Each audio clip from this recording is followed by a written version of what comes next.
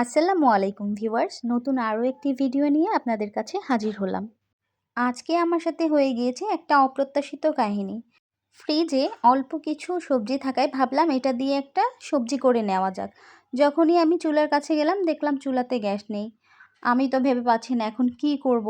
ইফতারেরও time হয়ে যাচ্ছে, বাচ্চারাও খাবে এখন। তো চিন্তা করতে করতে ভাবলাম যে 1 বছর আগে আমি একটা গ্যাস সিলিন্ডার এনে রেখেছিলাম। এটা ভালো আছে কিনা সেটা চেক করার জন্য আমি সিঁড়ির কাছেই চুলাটা সেট করেছি। যখন আমি দেখতে পেলাম যে না, চুলাটা এখনও পর্যন্ত ঠিক আছে, তখন তো আমার একটি স্বস্তির নিঃশ্বাস।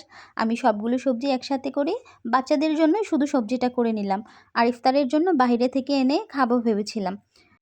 চুলায় সবজি বসানোর পর হঠাৎ করে আমার মনে হলো যে না, আজকে একটু শপিং করতে যাই। তো যেই কথা সেই কাজ, সব কিছু গুছিয়ে রেখে আমি সুন্দর করে রেডি হয়ে গেলাম শপিংয়ের উদ্দেশ্যে। আমি কিন্তু একা যাইনি, আমরা যেখানেই যাই পরিবারের সহ সবাই একসাথে যাই। পাকিস্তানে এটাই কিন্তু আমার প্রথম ঈদ। আমি পাকিস্তানে আসার পর থেকেই কম বেশি করে কেনাকাটা শুরু করে দিয়েছিলাম, কিন্তু সেগুলো ভিডিও করা হয়নি। ঈদের আনন্দ কিন্তু বড়দের থেকে বাচ্চাদের একটু বেশি। তাই বাচ্চাদের কথা মতোই প্রথমে আমরা চলে গেলাম বাচ্চাদের চুড়ির দোকানে। এখানে এসে দেখলাম এত এত চুড়ির কালেকশন, মাশাল্লাহ, এত সুন্দর সুন্দর কালেকশন। বাচ্চাদের জন্য তো নিয়েছি, আমরা বড়রাও বড়দের জন্য নিয়েছি। আসলে চুড়ি হচ্ছে মেয়েদের এমন একটি অলংকার, ছোট বড় নেই, সবাই কিন্তু আমরা চুড়ি পছন্দ করি।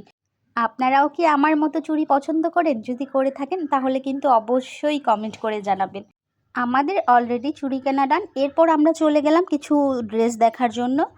তো যেহেতু আমরা আগেই অলমোস্ট ড্রেস নিয়ে নিয়েছি, তারপরেও চলে গেলাম। তো তেমন কোনো কালেকশন পেলাম না। এগুলা তো বাসায় পরার জন্য নর্মাল বিন সাইজ সাদাবাহারের ড্রেসগুলো ছিল। আমি একটু গর্জিয়াস কাজের মতো চাচ্ছিলাম, এই জন্য আরও একটি দোকানে চলে গেলাম।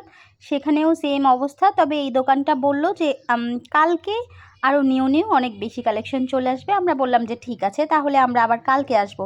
এর মধ্যে পরে আরও একটি দোকানে গিয়েছিলাম।